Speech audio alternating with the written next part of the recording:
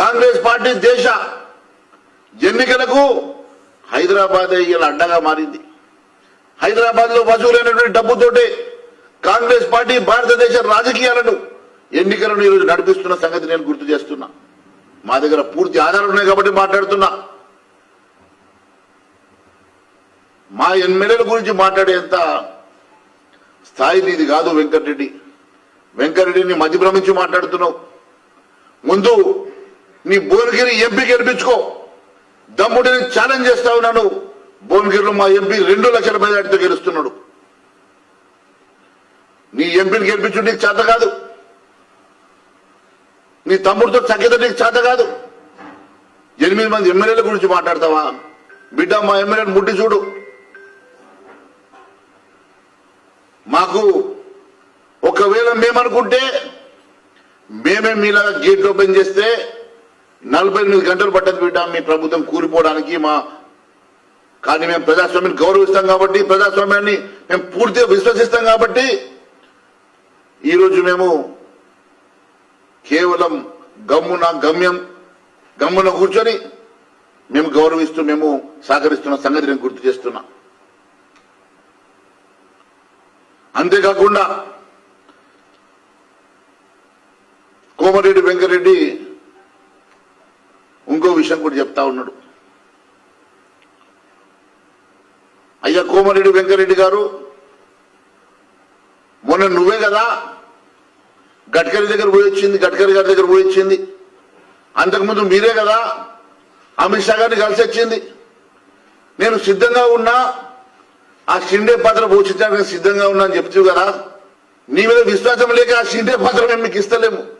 నువ్వు ఈరోజు మా ఎమ్మెల్యేల గురించి మాట్లాడేదని చెప్పి నేను ప్రశ్నిస్తున్నా. టచ్లో ఉన్నది నువ్వు, మా హైకమాండ్తో టచ్లో ఉన్నది నువ్వు. నీలాంటి వాళ్ళు 5 ఉన్నారు మాకు. నీలాంటి 5 మంత్రులు మాకు టచ్లో ఉన్నారు. అయినప్పటికీ కూడా మేము చాలా హుందాగా ప్రజాస్వామ్యాన్ని గౌరవిస్తున్నాం కాబట్టి మేము చాలా హుందాగా బెదురుతున్నాం. రేవంత్ రెడ్డి నేను ఒకటి అడుగుతా ఉన్నా.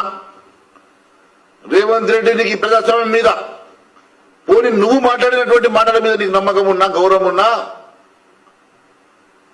నువ్వు ఈరోజు కొనుగోలు చేసేటువంటి ఎమ్మెల్యేలు, కండువాలు కప్పి నీ పక్కన కూర్చోటువంటి ఎమ్మెల్యేలని ఎందుకు రాజీనామా చేపించి ఎన్నికల బరిలోకి తీసుకుంటలేవు అని ప్రశ్నిస్తున్నాం. ఎస్, మా వైపు ఆ రోజు ఈటల రాజేందర్ గారు వస్తా అంటే రాజీనామా చేపించి ఎన్నికలకు వెళ్ళాం.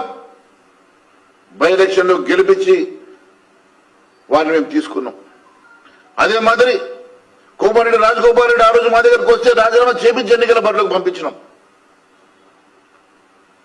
ఇది ప్రజాస్వామ్యం. ఇది అంటే ప్రజాస్వామ్యం, ఇదంటే ఎథికల్ పాలిటిక్స్. నీకు ఎథిక్స్ గురించి ఏం తెలుసు? నిన్న ఒక మాట మాట్లాడితే, పిసిసి అధ్యక్షుడు ఒక మాట మాట్లాడితే, ఈ రోజు ఒక మాట మాట్లాడుతూ ఉన్నావు. పిసిసి అధ్యక్షుడిగా నువ్వు ఇచ్చినటువంటి హామీలు, నువ్వు ఇచ్చినటువంటి గ్యారంటీలు ప్రజలు నవ్వుకుంటున్నారు. మొన్న ఒక గ్రామంకి వెళ్తే సార్ కాంగ్రెస్ ఇచ్చిన హామీ అని నవ్వుతున్నారు. అది మీ క్రెడిబిలిటీ, అది రేవంత్ రెడ్డి క్రెడిబిలిటీ. రేవంత్ రెడ్డి కేవలం ముఖ్యమంత్రి పదవి కోరుకున్నాడు, దొంగ హామీలు ఇచ్చి కేవలం ఆర్ ట్యాక్స్ ని ఇక్కడ వసూలు చేయడానికి. ఆర్ ట్యాక్స్ అంటే అది రాహుల్ ట్యాక్సా, రాజీవ్ గాంధీ ట్యాక్సా, రేవంత్ ట్యాక్సా మాకు తెలియదు, కానీ కొత్తగా ఆర్ ట్యాక్స్ అయితే పెట్టుకున్నాడు.